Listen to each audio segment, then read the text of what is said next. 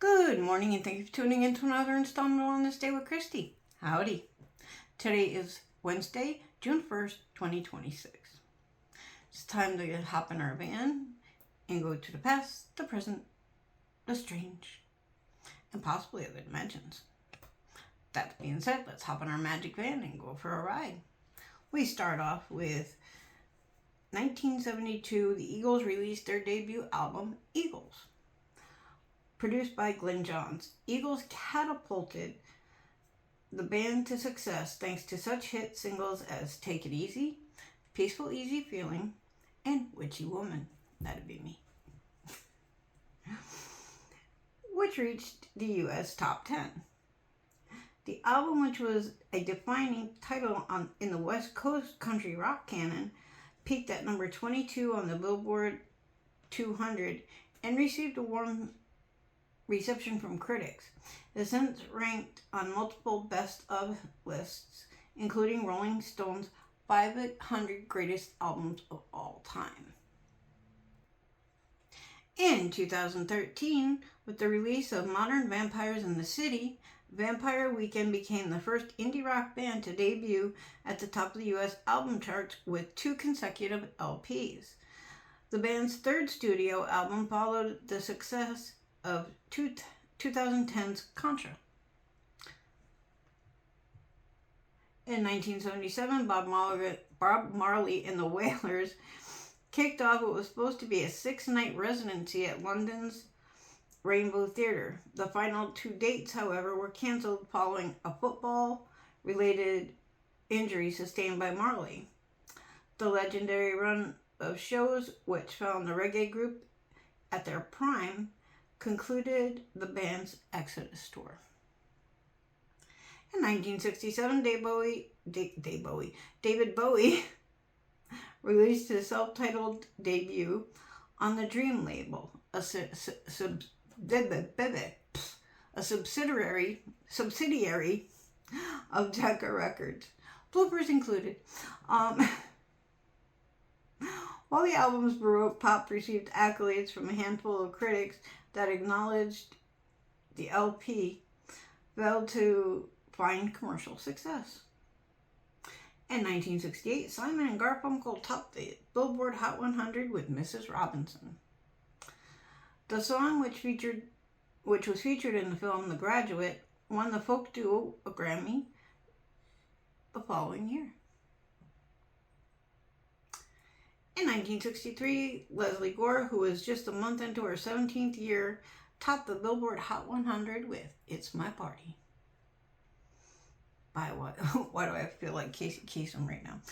Anywho, in 1981, the premiere issue of heavy metal magazine Kerrang! Was published in the UK. The magazine, which began as a pull-out in the weekly music paper Sounds, featured AC/DC on the cover. Now it's time to hop back in the van and head back the streets and head to Funky Town because it's time to find facts. Today is celebrated as Joke Day and Creative Ice Cream Flavors Day. In 2025, France enacted a nationwide ban on smoking in public outdoor spaces, including beaches, parks, and areas near schools. In 2019, Japanese whaling ships officially resumed activities after a 31-year hiatus.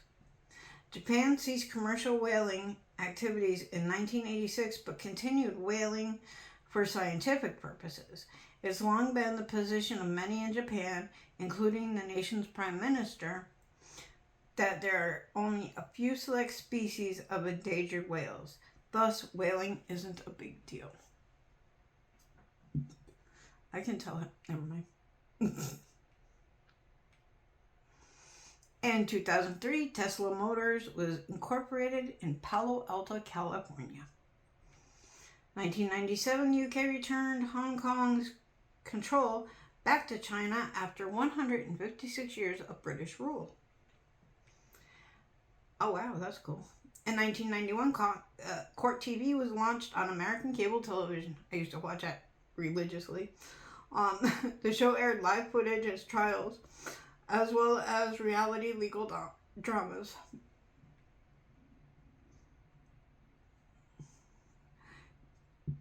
1984, the Motion Picture Association of America introduced the PG-13 film rating. Sorry. The PG-13 rating advises that some material in the film may be inappropriate for children under the age of 13. The first film released with this rating was John Miles's Red Dawn.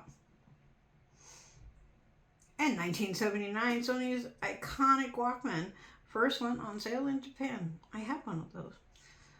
It had a cassette tape. For you younger folks, ask your dad or your mom or somebody. In 1963, the United States Postal Service introduced zip codes for U.S. mail.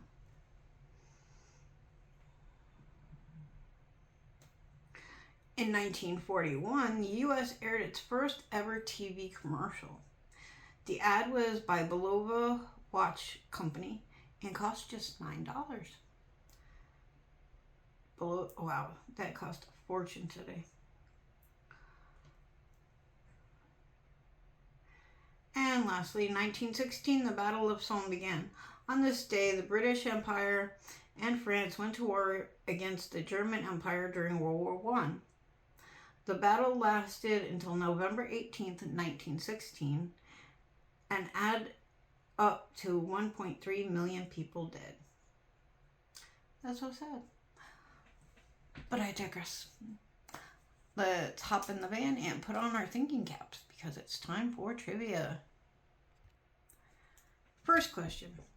Which ancient civilization used urine to bleach their laundry and whiten teeth? Answer. The Romans. Nasty. Anywho, what's the primary purpose of the Victorian era fainting couch? Answer. To treat female hysteria through pelvic massages. So, yeah. Okay.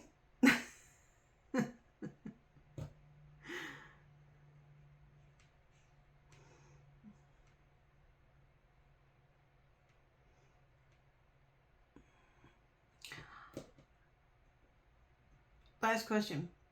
What is the medical term for the involuntary tensing of vaginal muscle spasms? Answer. Vaginismus. Okay. So there we are with our trivia. I think I did a good job picking a trivia. Now let's take off our thinking caps and put on your party hats because it's time for birthdays.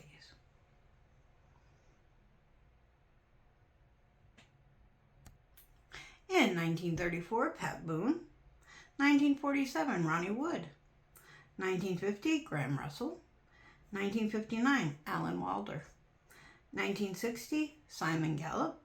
1963, Mike Joyce. 1974, Alanis Morissette. And 1981, Brandi Carlile. If it was your birthday today, have a happy birthday. You can catch us here 7 days a week with Brian Rockstone on WCDI.